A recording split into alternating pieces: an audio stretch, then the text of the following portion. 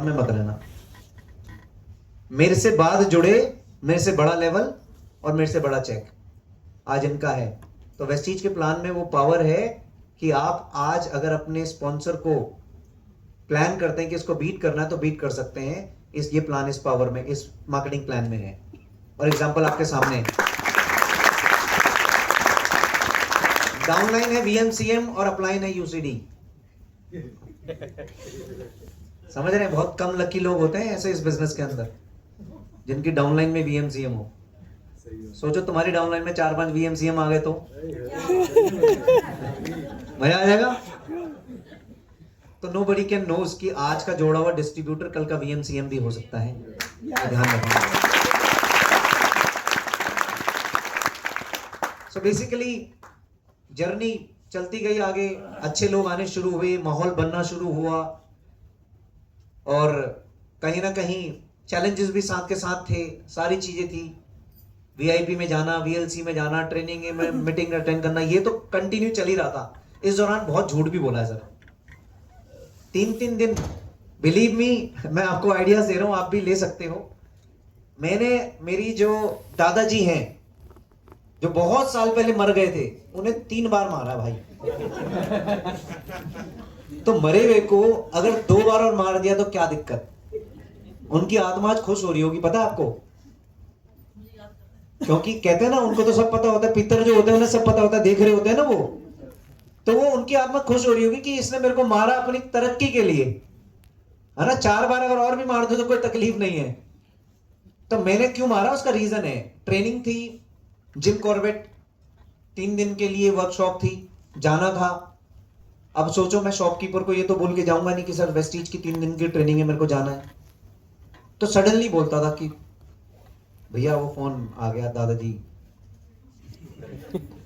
चले गए, घर का बड़ा मैं ही हूं, तो मुझे जाना पड़ेगा। कितने दिन के लिए जाना? 3 दिन के लिए, बस जाऊंगा, आऊंगा और आ जाऊंगा। तो इस तरीके से तो बहाने बनाए। तो कहीं ना कहीं बहाने, जैसा मैंने पहले ही कहा आपको कि मैंने नौकरी को रिप्लेस करना था, इसीलिए मैंने बहाने बनाए। आप देखो कि आपको किस चीज के लिए आप यहां पर आए हो। सो ट्रेनिंग होती गई, जब सफलता आई तब आता है असली मजा। पहला फॉरेन ट्रिप थाईलैंड, दूसरा foreign trip star cruise, Vestige के ट्रेवल फंड से। कम से कम ऑलमोस्ट 43 लोग गए थे। आई मेंबर, ये मेरा सबसे मेमोरेबल ट्रिप है। 43 लोग मेरे नेटवर्क से, मेरी टीम से 43 लोगों के साथ मैं मलेशिया, स्टार क्रूज, 14 फ्लोर का जहाज, शिप, इतना लंबा कि पूछो मत भाई साहब। ऐसे ऐसे 15, 20, 25, 30 ऑडिटोरियम थे इस जहाज के अंदर, सिर्फ ऑडिटोरियम। सब कुछ था इस जहाज के अंदर, सब कुछ, सारी फैसिलिटीज थी जी।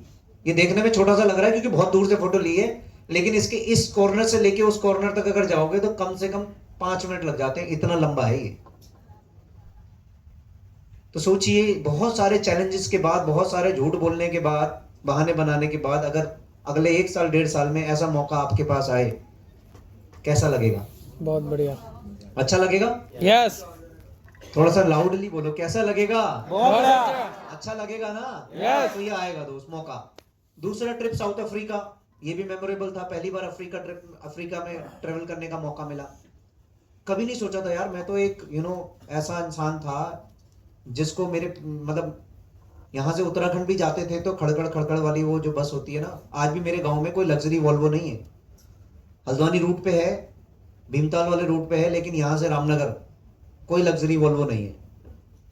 आज भी वो चलती है, वो उत्तराखंड ट्रांसपोर्ट वाली बस। और रामनगर से ऊपर जो मेरा गांव है, वहां पर तो इतनी कच्ची रोड होती थी कि अगर आप ब्लैक कलर का आउटफिट पहन के जाओगे तो घर तक पहुंचते पहुंचते सफेद होना तय है। इतनी धूल होती थी भाई साहब उस रोड पे। बन गई, पक्की रोड बन गई है। सो कहीं ना कहीं सोचिए, एक इंसान जिसने कभी जीवन में लग्जरी ट्रेन, लग्जरी बस से ट्रेवल ना किया हो, उसको ऑल ऑफ सडन एक एरोप्लेन की यात्रा मिल जाए तो पागल होगा या नहीं होगा? यस। मैं भी पागल हो चुका था दोस्त। मजे आ रहे थे, लाइफ में बदलाव हो रहे थे।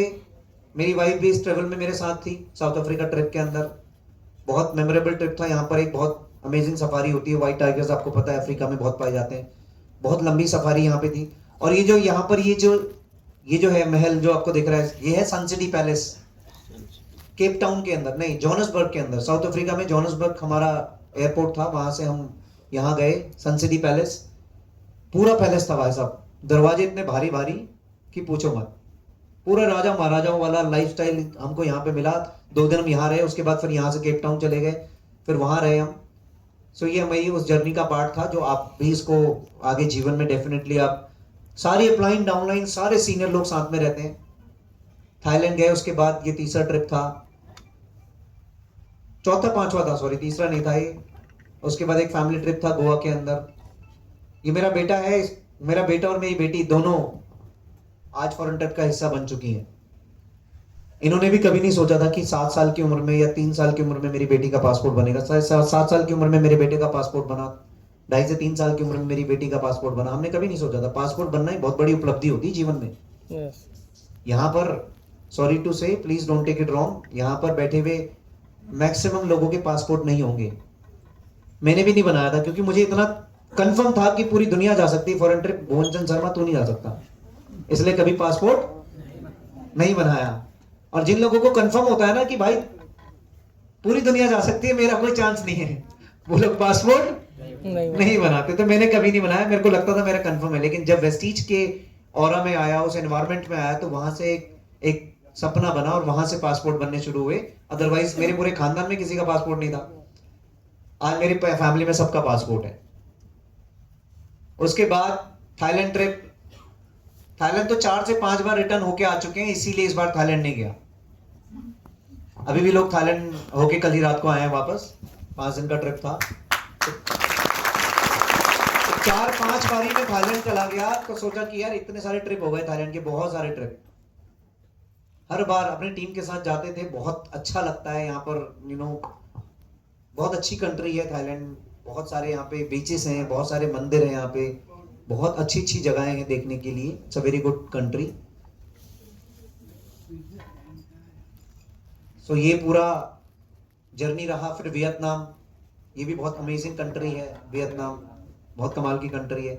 वियतनाम के बाद एक क्रूज हुआ था दुबई, वहां पर मेरी वाइफ और मेरी टीम से कुछ लेडीज लोग गए थे दुबई ट्रिप में। सो ये वर्क इन प्रोग्रेस कंसिस्टेंट है। अगला ट्रिप फिर आ गया जापान। साल में 3 बार वेस्टीज आपको मौका देती है फॉरेन ट्रिप करने का, 3 बार। सो बेसिकली ये पूरा का पूरा आज उपलब्धि बहुत सारी है, उनमें से कार भी है। कहीं ना कहीं 3-3 गाड़ियां वेस्टीज से अचीव करने का मौका मिला, जिसमें लग्जरी कार भी है। लेकिन बड़ी उपलब्धि ये नहीं कि आपके पास कार है, बड़ी उपलब्धि ये है कि आपकी वजह से आज 70 परिवार और गाड़ियां चला रहे हैं। This is the biggest achievement of my life. 70 परिवार दोस्त, 70 फैमिली यार। जाने अनजाने भगवान ने इन 70 परिवारों की कहानियों में मेरा नाम भी ऐड कर दिया, जाने अनजाने। मुझे भी नहीं पता था इतनी बड़ी उपलब्धि मेरे जीवन में आ जाएगी। ये जो 70 परिवार हैं आज मेरी टीम में गाड़ियां चला रहे हैं, और जाने अनजाने इनकी कहानियों में, सफलता की कहानियों में मेरा नाम भी ऐड हो गया। मुझे नहीं पता था। तो बड़ी उपलब्धि ये नहीं कि हमने गाड़ी ली, इससे भी बड़ी उपलब्धि है कि भाई तुम्हारी वजह से 70 लोग गाड़ियां चला रहे हैं। और ये उपलब्धि आपके पास भी है। आप हजारों लोग ऐसे हैं जो आज कार अपने जीवन में अचीव करना चाहते हैं। उनकी सिर्फ आइडेंटिफाई करना है, उन तक पहुंचना है। इनकम की बात करूं तो अभी तक टिल डेट लगभग 3 से 3.5 करोड़ रुपए की इनकम मैं वेस्टीज से अर्न कर चुका हूं। अगर किसी को डाउट हो यहाँ पे बैठे किसी भी इंसान को, तो ये स्लाइड बहुत ध्यान से देख ले और अपना डाउट कर ले क्लियर। इसको बोलते हैं फॉर्म 26, फॉर्म 26 सरकार देती है। अगर कोई यहाँ पर है मतलब पर्सन, उसको पता होगा, इसको टीडीएस फॉर्म बोलते हैं।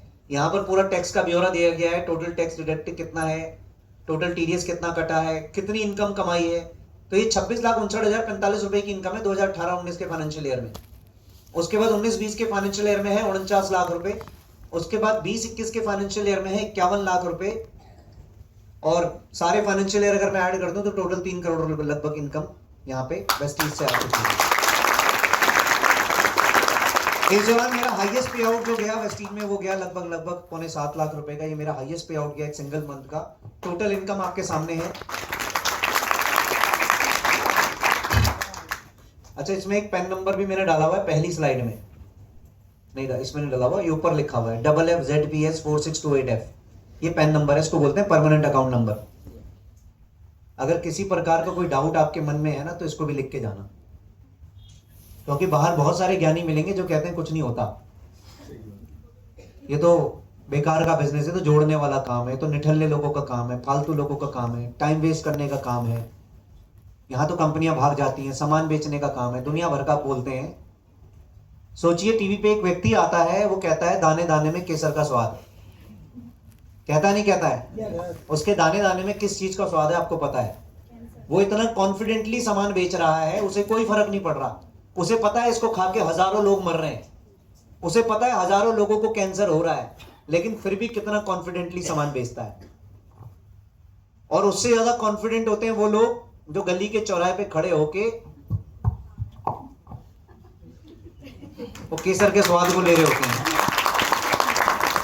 उसके डब्बे पे लिखा होता है बड़ा बड़ा कि इसमें मौत है, साथ में ब्रैकेट भी क्या होता है उसको राउंड घुमा के कि इसमें मौत है, तू खाएगा तो तेरा गुर्दा फटेगा जरूर, तेरी किडनी जाएगी, तेरा लीवर जाएगा।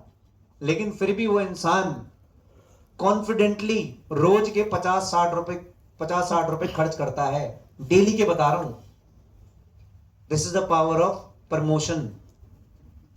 तो सोचिए, जब एक डब्बे में मौत बिक रही है, दुनिया खरीद रही है, तो हम तो एक डब्बे के अंदर जिंदगी बेच रहे हैं यार। कितने लोग हैं जो उसको खरीदने के लिए तैयार हैं। तो बेसिकली ये बेचने वाला काम है, डेफिनेटली पूरी दुनिया बेच रही है यार। अमिताभ बच्चन जी बेच रहे हैं, शाहरुख खान बेच रहा है, विराट कोहली बेच रहा है, सचिन तेंदुलकर बेच रहा है, दुनिया भर के सेलिब्रिटी बेचने पे लगे पड़े हैं। कोई कह रहा है मेरी सुंदरता का राज ये है, कोई कह रहा है मेरी एनर्जी का राज ये है, कोई कुछ। और बेच भी ऐसे रहे जिसका ना कोई सर है ना कोई पैर है। एक आदमी अपना डीओ लगाता है, डीओ लगाने के बाद उस पर 3-4 कन्याएं चिपक जाती हैं। आपने भी बहुत सारे डीओ मार्केट में ऐसे खरीदे होंगे, उस कंपनी के, बताओ आपसे कितनी चिपकी।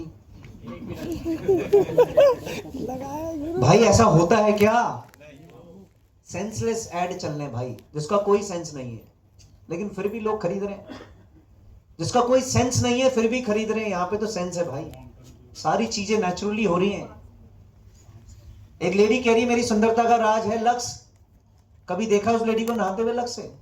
और 10 रुपए का 20 रुपए का साबुन लगाएगी वो लेडी अपनी सुंदरता को निखारने के लिए। दुनिया भर का झूठ बेचा जा रहा है और दुनिया भर का झूठ लोग खरीद रहे हैं। मुझे प्राउड है, एटलीस्ट मैं किसी को जाके झूठ नहीं बोलता, मैं सच बोलता हूं जाके, मुझे इस चीज पे प्राउड है।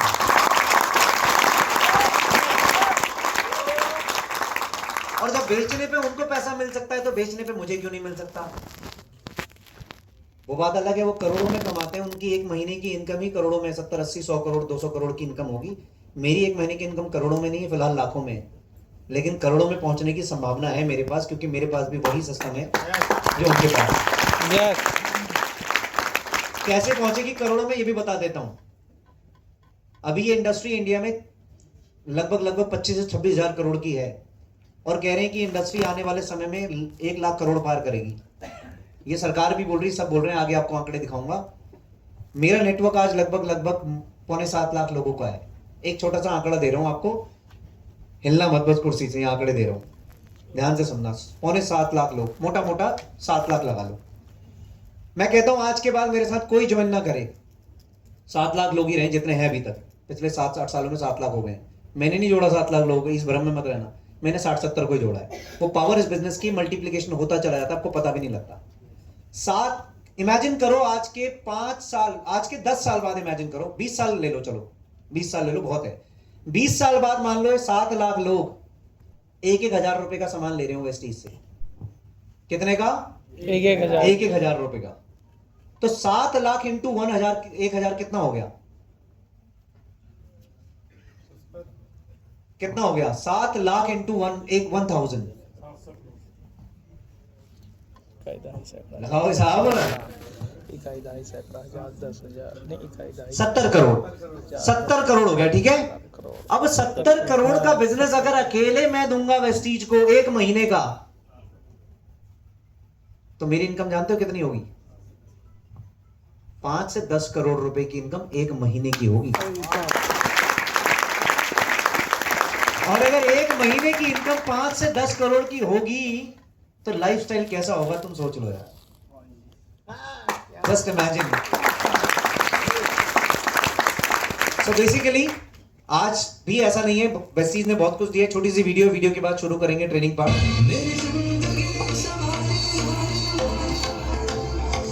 बस सीखने में ध्यान दो।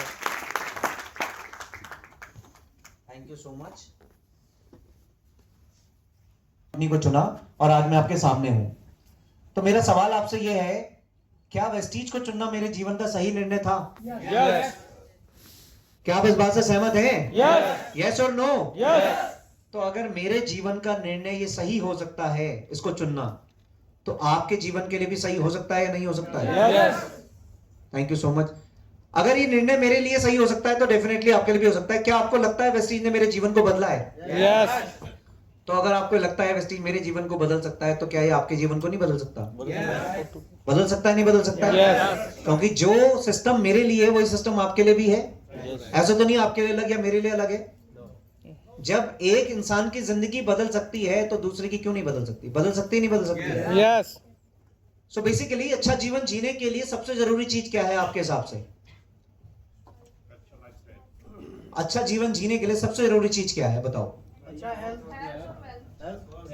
सारी चीजें भूल जाओ, अच्छे जीवन के लिए एक ही चीज चाहिए भाई, सब भूल जाओ। हेल्थ, वेल्थ, कार, घर, दौलत, बच्चों की पढ़ाई, शोहरत, फेम, नेम, सब भूल जाओ। एक ही चीज चाहिए अच्छा जीवन जीने के लिए, वो क्या है? पैसा। अच्छा, कितने लोग मानते हैं कि पैसा भगवान नहीं है, लेकिन भगवान से कम भी नहीं है? सही बात है। मानते हैं? यस डेफिनेटली बिल्कुल सही है। पैसा भगवान नहीं है ऑब्वियसली, बट भगवान से कम भी नहीं। कम भी नहीं है मेरे दोस्त। समझते हैं कैसे? पैसा ऐसा होना चाहिए जो लगातार बढ़ रहा हो, ताकि हमारे जो खर्चे हैं वो भी तेजी से बढ़ रहे हैं, उसके हिसाब से हम उसको वो कर सकें। समय की आजादी हो हमारे पास, उस पैसे को कमाते कमाते, और सिक्योरिटी साथ में अवेलेबल हो, ऐसा पैसा होना चाहिए। अब सवाल यह है कि पैसा कमाने के लिए हमारे पास क्या क्या क्षेत्र हैं। अगर आपने मान लिया कि पैसा चाहिए, तो पैसा कमाने के लिए क्षेत्र कौन कौन से हैं? एग्रीकल्चर। अब आप सोचिए एग्रीकल्चर का कितना ज्यादा आज की डेट में जरूरत पड़ने वाली है। अभी कहा जा रहा है कि अभी पॉपुलेशन हमारी कितनी है, लगभग 140-147 करोड़ के आसपास पहुंच चुकी है। यस अभी 170 करोड़ हो जाएगी अगले 10 साल में। तो जब पॉपुलेशन बढ़ेगी और एग्रीकल्चर लैंड कम हो रहा है, नहीं हो रहा है? यस हाईवेज बन रहे हैं, बहुत ज्यादा बिल्डिंग्स बन रही हैं, पार्क बन रहे हैं, एयरपोर्ट बन रहे हैं, तो फिर उस कहां से बन रहे हैं वो चीज? जब डेवलपमेंट होगी तो एग्रीकल्चर लैंड को यूज किया जाएगा, नहीं किया जाएगा? खाली जगह को तो यूज किया जाएगा। यस यस और नो? यस तो एक तरफ तो डेवलपमेंट हो रही है, दूसरी तरफ पॉपुलेशन भी बढ़ रही है। तो जब पॉपुलेशन बढ़ेगी तो डिमांड, जो खाने पीने की डिमांड है रेगुलर, वो बढ़ेगी या कम होगी? बढ़ेगी। बढ़ेगी। तो ऐसे प्रोडक्ट चाहिए होंगे जो एग्रीकल्चर में सपोर्ट करेंगे किसानों को प्रोडक्ट पैदावार बढ़ाने में। चाहिए होंगे, नहीं चाहिए होंगे? यस इसीलिए वेस्टीज आज एग्री पे फोकस कर रही है दोस्त। तो आपके पास एक क्षेत्र है एग्रीकल्चर का, आने वाले समय की सबसे बड़ी कैटेगरी है। सो ये समझ लो, हमारे पास ऐसे ऐसे प्रोडक्ट हैं जो पैदावार बढ़ाते हैं, वो भी कम लागत में, और साथ ही साथ जैविक, ऑर्गेनिक खेती, जैविक खेती के लिए।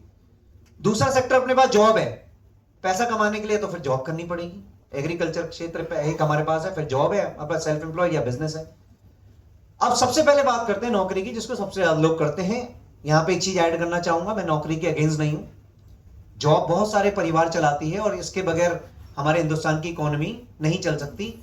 मैं इस बात के लिए बिल्कुल सहमत हूं, लेकिन इसमें पैसे के बदले आप अपना अमूल्य समय बेचते हैं। अगर आप ये कह रहे हैं कि हमको बेचना अच्छा नहीं लगता, तो सॉरी टू से आप इसमें अपना समय बेच रहे हैं। ये तो आपको बेचना पड़ेगा। आप अपने 8 घंटे 10 घंटे किसी को बेच देते हैं अगले 35 साल के लिए, कि भैया ये मेरे 8-10 घंटे तेरे हैं अगले 35 साल के लिए। अब ये घंटे उसके हैं तो अपने हिसाब से यूटिलाइज करेगा, तुम अपने हिसाब से नहीं कर सकते।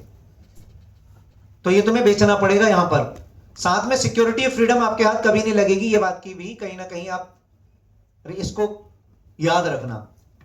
जॉब बहुत अच्छी होती है, जैसा मैंने कहा, अपनी इच्छा से कोई किसी का नौकर बनना नहीं चाहता, पर उनकी जरूरतें उन्हें मजबूर करती हैं। एक सीईओ से लेके एक गेटकीपर तक सभी कहीं ना कहीं जॉब करते हैं, लेकिन एक एम्प्लॉय की जो सबसे पहली रिक्वायरमेंट होती है वो होती है सिक्योरिटी। यस और नो? यस एक एम्प्लॉय की सबसे पहली रिक्वायरमेंट क्या होती है? सिक्योरिटी। सिक्योरिटी होती है। लेकिन क्या उसमें सिक्योरिटी है? नो। तो फिर सिक्योरिटी की रिक्वायरमेंट है और उसमें सिक्योरिटी नहीं है, तो फिर सबसे बड़ी इनसिक्योरिटी तो यही होगी भाई, है या नहीं है? यस। आज अगर आपकी जॉब छूट जाए तो क्या करोगे? जस्ट इमेजिन, जो आपके घर के पुरुष हैं, हेड ऑफ द फैमिली हैं, अगर आज उनकी जॉब छूट जाए तो क्या आपके पास कोई प्लान बी है? नो। सो इस चीज का ध्यान रखो दोस्त। आपकी योग्यता के हिसाब से आपको पैसा मिलना चाहिए, ये तय करना आपके हाथ में नहीं होता, ये आपका बॉस तय करता है। एम्प्लॉय होना बुरी बात नहीं है, पर यदि जीवन में कभी मौका मिले और आप निर्णय नहीं ले पाए तो ये हमारे जीवन का सबसे बड़ा पाप होगा। जैसे मुझे मौका मिला, मेरे से हजारों लोगों को मौका मिला जॉब के साथ एक प्लान बी, एक स्टेपनी का, ऐसे ही अगर आपको भी मौका मिल चुका है या आज पहली बार मिल रहा है तो लाइटली मत लीजिएगा। आपको अपनी जॉब को नहीं छोड़ना है इस काम को करने के लिए, आपको बस इसको भी प्रायोरिटी देनी है अपनी जॉब के साथ। यही मैं आपको जस्ट समझाना चाह रहा हूं। एक एम्प्लॉय 25 साल की आयु से काम करता है और 60 साल तक काम करता है दोस्त। 25 साल से 60 साल तक 35 साल होते हैं। ये 35 साल हमने उसको बेच दिए। 6 दिन रोज जाना है, ये करना पड़ेगा, नो इफ नो बट करना पड़ेगा। 8 घंटे रोज करने हैं तो करना पड़ेगा। 35 साल तक जाना है तो जाना पड़ेगा। और 84,000 घंटे आपने बेच दिए, 84,000 आवर अब उसके हैं। अगर आप कह रहे हैं 10 दिन के लिए कहीं शादी में जाना है तो नहीं जा सकते साहब, वो कहेगा 3 दिन के लिए जाओ। घंटे उसके हैं, आपके नहीं, क्योंकि आपके घंटों के पैसे दे रहा है आपको वो। तो आपको उसके हिसाब से चलना पड़ेगा। फिर चाहे आप ऑफिस गोइंग जॉब करो या फील्ड की जॉब करो, आपको करना तो उसी के हिसाब से पड़ेगा, कोई भी जॉब करो। अब एक सवाल है, जैसा मैंने कहा कि क्या हमारी नौकरियां सुरक्षित हैं? यहां पे बैठे बहुत सारे एम्प्लॉय होंगे, मेरे भाई, मेरे दोस्त बहुत सारे होंगे। मेरे को जवाब मत दो दोस्त, अपने आप से पूछो कि क्या हमारी जॉब जो हम कर रहे हैं क्या वो सुरक्षित है? नो। नहीं है तो you should have plan B. आपके पास प्लान बी होना चाहिए। मैं ये नहीं कह रहा कि आप प्लान बी के रूप में वेस्टीज को करो। हर अमीर इंसान, हर फाइनेंशियल एडवाइजर आपको एक सलाह देगा, you should have plan B. आपके पास एक स्टेपनी होना जरूरी है। एक इंसान जब अपने परिवार के साथ 200, 250, 300 किलोमीटर की यात्रा पे जाता है अपनी कार के साथ, तो एक सेपरेट स्टेपनी लेके चलता है। सिर्फ 200, 250 किलोमीटर की यात्रा, और सोचिए जीवन की इतनी बड़ी यात्रा और कोई स्टेपनी नहीं है। होना चाहिए नहीं होना चाहिए? आज नौकरियों का इतना बुरा हाल है दोस्त। चपरासी के 62 पद के लिए 93,000 आवेदन, 3740 पीएचडी।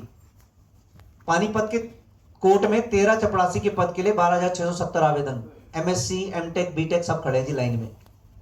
रिपोर्ट में दावा है बेरोजगारी की दर देश में 6.1% होगी। 45 साल में सबसे ज्यादा बेरोजगारी है, नीति आयोग बोल रहा है, मैं नहीं बोल रहा हूं। आज की डेट में टाइम्स जॉब्स का एक सर्वे है 2017 में, 3 out of 5 employees unhappy with their job. ये टाइम्स जॉब्स का सर्वे बोल रहा है 5 में से 3 लोग, हर 5 में से 3 लोग अपनी जॉब को लेके खुश नहीं है। मैं नहीं बोल रहा, मेरे पे विश्वास मत करना दोस्त, ये बहुत बड़ा न्यूज़पेपर टाइम्स नाउ वो बोल रहा है। एक सर्वे किया उन्होंने और हर 5 में से 3 लोगों से जब उन्होंने पूछा are you happy with your job, तो उन्होंने कहा भाई साहब हैप्पी नहीं है बट चल रहा है। तो बेसिकली ये सर्वे इनका बोल रहा है आने वाले समय में आर्टिफिशियल इंटेलिजेंस आने वाले हैं। आपको पता है रोबोटिक इंडस्ट्री इंडिया में आ चुकी है बहुत तेजी से, एआई आ चुका है। एआई बहुत बड़ा इंपैक्ट क्रिएट कर रहा है। आपको पता है चैट जीपीटी, गूगल, जेमिनाई, पता नहीं कितने सारे टूल्स आ चुके हैं। जो काम घंटों में होता था अब सेकंडों में हो रहा है ना? तो कई सारी जॉब्स को ये रिप्लेस करेगा। और ये बातें मैं नहीं बोल रहा, अगेन एक वीडियो ध्यान से देखना। आर्टिफिशियल इंटेलिजेंस में तेजी से बदलते हालात, तेजी से बदलती टेक्नोलॉजी। एक टाइम था जब हम सुना करते थे कि एक ऐसी ट्रेन आएगी जो बुलेट की स्पीड से भागेगी। सुनते थे नहीं सुनते थे? यस। आज आई है नहीं आई है? यस। आने एक टाइम था जब हम सुना करते थे कि जमीन के नीचे भी ट्रेनें भागेंगी। यस। हमें लगता था इस पे क्या ये बेफालतू की बातें कर रहा है, ऐसा होता है कभी? आज भाग रही हैं। आज हम कहते हैं आने वाले समय में ड्रोन्स आएंगे, आपको लग रहा होगा फालतू की बात कर रहा है। आज हम कहते हैं आने वाले समय में ड्राइवरलेस कारें आएंगी, आपको लगता है फालतू की बातें कर रहा है। लेकिन ये फालतू की बातें नहीं है दोस्त, ये फैक्ट है, ये होगा। डिलीवरीज जॉब जाएंगी because of drone, drivers job जाएंगी बिकॉज ऑफ ड्राइवरलेस कार्स, क्योंकि मशीन इंसान से बेहतर काम करती है दोस्त। एग्जांपल देता हूं, एक मेट्रो पे पहले आपने देखा होगा गार्ड खड़े होते थे, आज गार्ड के रूप में ही आ गया मशीन। सोचो एक गार्ड को 12 घंटे की नौकरी में भी वो कहीं ना कहीं बीच में हेरा फेरी करके निकल जाया करता था, नौकरी 8 ही घंटे की करता था, ये 24 घंटे करता है। उसके घर में उसको बहुत सारे काम होते थे, फैमिली भी थी, इसकी कोई फैमिली नहीं है, खड़ा रहता है यहाँ। इसको तनख्वाह हर महीने नहीं देनी पड़ती, सिर्फ मेंटेनेंस होती है, एक बार खर्चा जरूर हुआ है, उसके बाद सिर्फ मेंटेनेंस है। लेकिन इंसान को तनख्वाह हर महीने देनी पड़ती है और हर साल बढ़ानी भी पड़ती है। तो सोचिए गवर्नमेंट के लिए इंसान ज्यादा बेहतर है या फिर ये मशीन ज्यादा बेहतर है? मशीन। गार्ड को धक्का मार के फिर भी मेट्रो में घुस जाते थे तुम, इसको मार के दिखाओ धक्का, घुस के दिखाओ, तुम्हारी हिम्मत है तो। इसके बगैर तुम हिल नहीं सकते, जब तक ये नहीं खुलेगा तब तक तुम नहीं घुसोगे अंदर। पावर ऑफ एआई अपना काम बेहतर करता है इंसान से, इसीलिए रिप्लेसमेंट बहुत तेजी से हो गई। आज ज्यादातर मेट्रो स्टेशन पे आप ये वाली टेक्नोलॉजी देख रहे हैं। बैंक के अंदर पहले दुनिया भर की लाइन लगा करती थी, आपको पता है। आज एक और मशीन आ गई बैंक के अंदर जिसने बहुत सारे काम आसान कर दिए। Cash deposit, cash withdraw, cheque deposit, सब कुछ एक मशीन कर लेती है। कितने सारे लोगों की नौकरियां खा गई। यही नहीं, आईबीएम ले ऑफ 8,000 एम्प्लॉय को निकाला आईबीएम ने। गूगल जैसी बड़ी कंपनी ऑटोमेशन उसने निकाला है। बहुत सारी बड़ी बड़ी कंपनियां, अमेजॉन, गूगल, आईबीएम, इतनी बड़ी बड़ी कंपनियां अपने लोगों को ले ऑफ कर रही हैं। इतनी बड़ी बड़ी कंपनियां, सोचिए। यही नहीं दोस्त, जैसा मैंने कहा आने वाले टाइम में ड्रोन्स आएंगे, ड्राइवरलेस कारें आएंगी। एक कंपनी है चाइना की, आपने सुना होगा इसका नाम, अलीबाबा, बहुत बड़ी कंपनी, ई कॉमर्स कंपनी है, बहुत बड़ी कंपनी है। इसने फ्लिपकार्ट की 2015 के साल में, फ्लिपकार्ट ने जितना पूरे साल में सेल किया था ना, इसने एक दिन में कर दिया। जितना फ्लिपकार्ट ने पूरे साल भर में सेल करी टोटल, इसने एक दिन में बीट कर दी, अलीबाबा कंपनी ने। सोचो कैसे किया होगा। ड्रोन्स, मशीन्स, पूरे वेयर हाउस के अंदर ओनली मशीन्स। इसको एक बार प्ले करना वहां से। ये ड्रोन्स हैं, इसके वेयर हाउस में इंसान नहीं है, सारे काम ड्रोन्स कर रहे हैं भाई साहब। 60 रोबोट रखे हैं वेयर हाउस के अंदर। एक जगह से दूसरी जगह सामान ले जाने के लिए रोबोट काम कर रहा है। कितना सामान उठा लेता है? 500 किलो तक वजन उठा लेता है, कहीं भी मुड़ जाता है, किसी भी डायरेक्शन में मूव हो जाता है, और वाईफाई से चलता है। कितना भी वजन उठा लेते हैं भाई साहब। और 24 घंटे प्रोडक्शन है, 7 दिन प्रोडक्शन है, 24 घंटे प्रोडक्शन है। सिर्फ एक वर्कर जो बिलिंग पे बैठा है बस, बाकी सारा काम रोबोट कर रहे हैं जी। This is the power of AI. एक दिन में सेल को बीट कर दिया इसने, एक दिन के अंदर। तो सोचिए इंसान कहां जाएंगे। समय की आजादी, बढ़ती हुई इनकम, पारिवारिक सुरक्षा। कड़वा है पर सत्य है, समय की आजादी, बढ़ती हुई आय, पारिवारिक सुरक्षा। आज अगर आप जॉब सेक्टर में हैं तो नहीं आप पा सकते। सेकंड हमारे पास आता है यहाँ पर हायर लेवल की जॉब। कई लोग यहाँ पे ऐसे होंगे जो, डेफिनेटली मैं ये नहीं कह रहा कि क्या बोलते हैं सिर्फ एक ही रास्ता हमारे पास है। आज हमारे पास एक रास्ता और है अच्छा जीवन जीने का, वो है हायर लेवल की job. Higher level job like chartered accountant, IAS officer, IIT, JEE, international management, company secretary, MBA, MTech, BTech, AIIMS, medical engineering की तैयारियां लोग कर रहे हैं। हायर लेवल का जॉब, यहां पर है सम्मान, यहां पर है आपका पैसा, रिकॉग्निशन, सब कुछ है यहाँ पर, बहुत सारी चीजें हैं। सो हायर लेवल की जॉब के लिए सबसे पहले तो चाहिए हायर लेवल का एजुकेशन। कितने लोग मेरी बात से सहमत हैं? यस। अगर हायर लेवल का जॉब चाहिए तो हायर लेवल का एजुकेशन चाहिए या नहीं चाहिए? यस। यस और नो? यस। और अगर हायर लेवल की एजुकेशन के लिए जाना पड़ेगा तो हायर लेवल की इन्वेस्टमेंट भी तो होगी। यस। यस और नो? यस। और अगर इन्वेस्टमेंट नहीं है तो क्या करोगे? पैसा ही नहीं है तो हायर लेवल पे कैसे जाओगे? फिर